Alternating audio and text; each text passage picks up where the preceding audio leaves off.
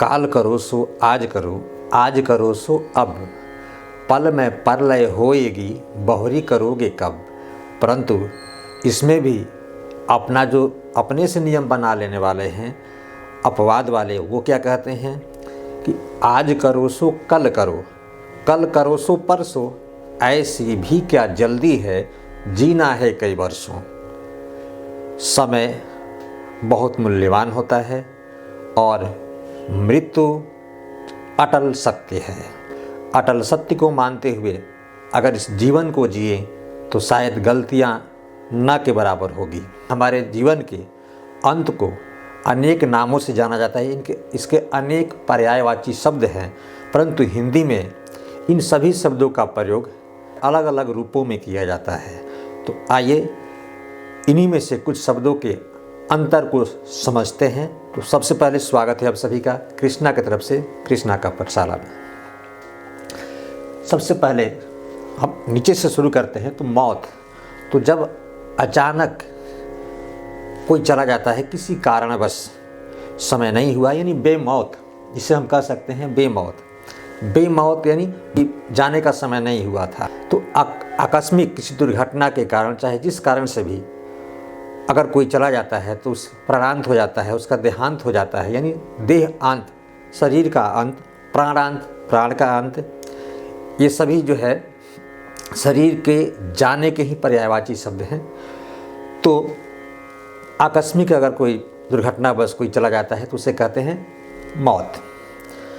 अब मृत्यु और निधन, तो मृत्यु समान लोगों का प्राणांत, देहांत। अगर सामान्य वर्ग है, सामान्य कौन है और कौन विशेष, ये तो समाज कहता है।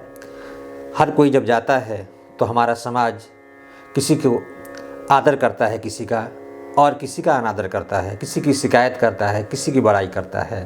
तो हम जैसा किए रहते हैं, हमारे जाने के बाद लोग उसे कहते हैं, सम्मान देते हैं या तिरस्कार करते हैं।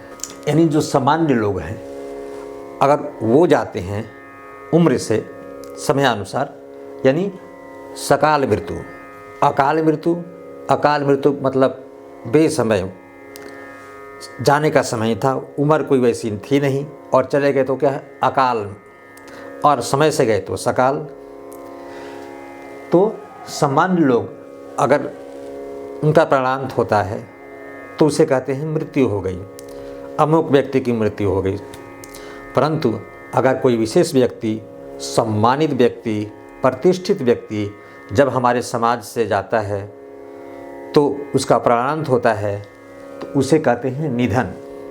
यानी जैसे भारत रत्न लता मंगेशकर जी का निधन हो गया और एक ही महीने के अंदर 3 कला जगत के मशहूर और सबसे प्रसिद्ध, सबसे पहले बिरजू महाराज, उसके बाद भारत रत्न लता मंगेशकर और फिर बप्पी लहरी, एक ही महीने के अंदर ये 3 महान हस्तियों का जाना बड़ा ही दुखद है। तो उनके लिए हम निधन शब्द का प्रयोग करते हैं कि उनका निधन हो गया। जो सम्मानित व्यक्ति हैं अगर उनका प्राणांत होता है वो इस दुनिया से जाते हैं। तो अब है हत्या और वध। तो अगर अच्छे आदमी को कोई मारता है तो कहते हैं उनकी हत्या कर दी गई। सम्मानित व्यक्ति, विशेष व्यक्ति कोई है जिसको समाज एक सम्मान की दृष्टि से देखता है, तो जब उसे कोई मारता है तो कहते हैं उनकी हत्या हो गई। यानी किसी के द्वारा जब उनको मारा जाता है तो उससे कहते हैं कि उनकी हत्या हो गई। परंतु वहीं अगर कोई दुष्ट व्यक्ति है, पापी व्यक्ति है, दुर्जन व्यक्ति है, अधार्मिक व्यक्ति है, समाज जिसका तिरस्कार करता है, जब उसको कोई मारता है तो कहा जाता है वध हो। जैसे रावण वध, रावण हत्या नहीं। जब हम दशहरा की दशमी को जब रावण का वध कार्यक्रम होता है, रावण की हत्या का कार्यक्रम नहीं। यानी अगर कोई बुरे व्यक्ति को मारता है तो वध कहलाता है, और अच्छे सम्मानित प्रतिष्ठित व्यक्ति को जब कोई मारता है तो उसे कहते हैं हत्या। और उसके अलावा अनेक शब्दों का प्रयोग होता है, जैसे स्वर्गवास। तो कोई चोर हो, डाकू हो, लुटेरा हो, समाज का एकदम तिरस्कृत व्यक्ति हो, तो उसे कोई नहीं कहता जाने के बाद कि उसका स्वर्गवास हो गया।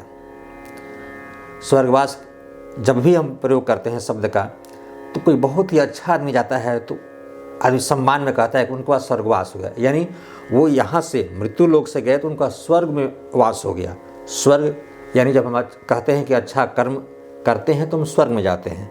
अब स्वर्ग कोई देखा नहीं है या नहीं है, परंतु कर्मों का फल तो हमें यहाँ भी मिल जाता है। मृत्यु अटल सत्य है, ऐसा विश्वास करके अगर हम अपने जीवन को जीते हैं तो शायद हम गलत कार्य नहीं करेंगे और हम अच्छा करेंगे।